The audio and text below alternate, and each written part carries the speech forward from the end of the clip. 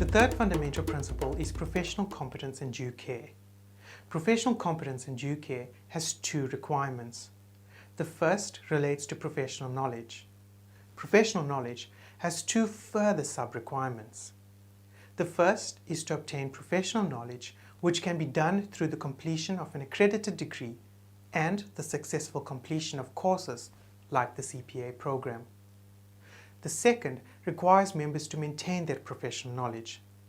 This can be achieved by complying with the Continuous Professional Development or CPD requirements to ensure that members are up to date with the latest technical and professional developments. The second requirement of professional competence and due care is to act diligently. This basically means that professional accountants must act to the best of their ability and to not be negligent in the performance of their duties and responsibilities. For example, assume that doctors were taught that the best treatment for a rare blood disease called beta was to prescribe drug A. In the last 2 years, research indicated that drug A had a number of negative side effects. Subsequent to the research, new drugs called drug B and drug C were found to be much more effective in the treatment of the beta disease. Sally qualified 3 years ago and did not attend training where these new drugs were discussed.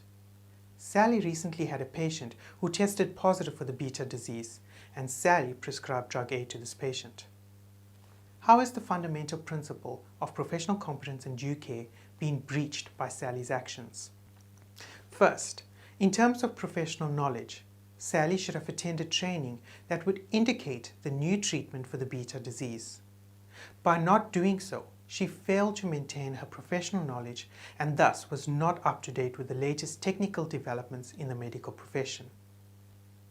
In terms of the requirement to act diligently, treating a patient with a disease that she is not technically up to date with can be argued to be negligent on her part. She should have referred the patient to another doctor who specializes in the beta disease.